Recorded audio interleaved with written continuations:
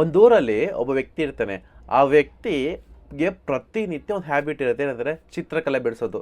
ಅವನಿಗೆ ಆಗಿನ ಕಾಲದ ಸ್ಮಾರ್ಟ್ಫೋನ್ ಗ್ಯಾಜೆಟ್ಸ್ ಇಲ್ದಿರೋ ಕಾರಣ ಅವ್ನು ಪ್ರತಿ ದಿವಸ ಚಿತ್ರಕಲೆ ಬಿಡಿಸೋದು ತುಂಬ ಪಂಚಪ್ರಾಣ, ತುಂಬ ಹ್ಯಾಬಿಟ್ ಆಗಿಬಿಡುತ್ತೆ.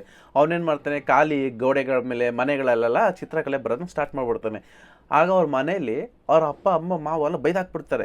ಏನೋ ನೀನು ಗೋಡೆ ಮೇಲೆಲ್ಲ ಬಿಡಿತಿದ್ಯಾ, ಹಂಗೆ ಹಿಂಗೆ ಅಂತ ಸಖತ್ತಾಗಿ ಬೈದ್ಬಿಡ್ತಾರೆ. ಆವತ್ತಿಂದ ಹುಡುಗ ಏನು ಮಾಡ್ತಾನೆ, ಅವ್ರು ಸ್ವಲ್ಪ ಮನೆ ದೊಡ್ಡದಾಗಿರೋದ್ರಿಂದ ಅವ್ರ ಕಾರ್ ನಿಲ್ಸೋಕ್ಕೆ ಒಂದು ಗ್ಯಾರೇಜ್ ಮಾಡ್ಕೊಂಡಿರ್ತಾರೆ.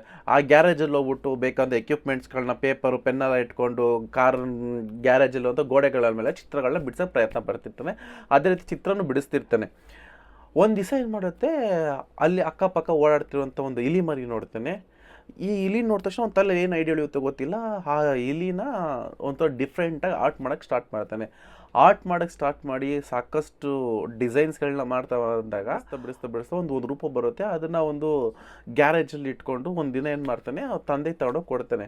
ನೋಡಿ ಅಪ್ಪ, ಇದೊಂದು ನಂದೊಂದು ಚಿತ್ರಕಲೆ ಅಂದ್ಬಿಟ್ಟು ನೋಡ್ತಾರೆ. ಅವ್ರು ತುಂಬ ಖುಷಿ ಆಗ್ಬಿಟ್ಟು ಆ ಫೋಟೋನ ತೆಗೆದು ಸೋಷಿಯಲ್ ಮೀಡಿಯಲ್ಲಿ ಹಾಕೋಕ್ಕೆ ಪ್ರಯತ್ನ ಪಟ್ಟಾಗ ಅಲ್ಲಿ ಗೊತ್ತಿರೋದು ನೋಡ್ಬಿಟ್ಟು ಆ ಒಂದು ಚಿತ್ರಕಲೆ ತುಂಬ ಡಿಮ್ಯಾಂಡ್ ಸ್ಟಾರ್ಟ್ ಆಗಿಬಿಡುತ್ತೆ. ಆ ಡಿಮ್ಯಾಂಡ್ ಸ್ಟಾರ್ಟ್ ಆಗ್ಬಿಟ್ಟು ನೋಡಿದ ತಕ್ಷಣ ಕೋಟಿಗಟ್ಟಲೆ ದುಡ್ಡು ಮಾಡೋಕ್ಕಾಗ್ಬಿಡುತ್ತೆ.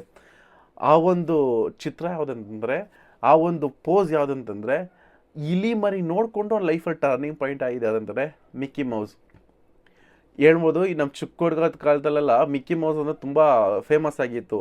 ಒಂದು ಐಡಿಯಾ ಸಾಕು ನಮ್ಮ ಲೈಫ್ನ ಚೇಂಜ್ ಮಾಡೋಕ್ಕೆ, ಒಂದು ಕ್ರಿಯೇಟಿವಿಟಿ ಐಡಿಯಾ ಸ್ಕಿಲ್ಸ್ ಸಾಕು ನಮ್ಮ ಲೈಫಲ್ಲಿ ಬೆಳೆಯೋಕ್ಕೆ. ನಾವು ಇವತ್ತು ಮಿಕ್ಕಿ ಮೌಸ್ನ ಒಂದು ವ್ಯಾಲ್ಯೂ ಆಫ್ ಟರ್ನ್ ಓವರ್ ಎಷ್ಟು ಮಾಡಿದೆ ಅನ್ನೋ ಸುಮ್ಮನೆ ಗೂಗಲಲ್ಲಿ ಸರ್ಚ್ ಮಾಡಿದ್ರೆ 60 ಬಿಲಿಯನ್ ಅಂತೆ. ಭಾರತದ ದುಡ್ಡಲ್ಲಿ ಸುಮಾರು 54,000 ಕೋಟಿಗಳಷ್ಟು ದುಡ್ಡು ಮಾಡಿದೆ ಮಿಕ್ಕಿ ಮೌಸ್ ಇವತ್ತಿಗೂ ಸಹ ಪ್ರೆಸೆಂಟ್ಗೆ. ನೀವು ಯೋಚನೆ ಮಾಡಿ, ನಿಮ್ಮ ಒಂದು ಐಡಿಯಾ ಯಾವ ರೀತಿ ವ್ಯಾಲ್ಯೂ ಆಗಿರುತ್ತೆ ಗೊತ್ತಿಲ್ಲ. Just focus on your goals ಅಷ್ಟೇ.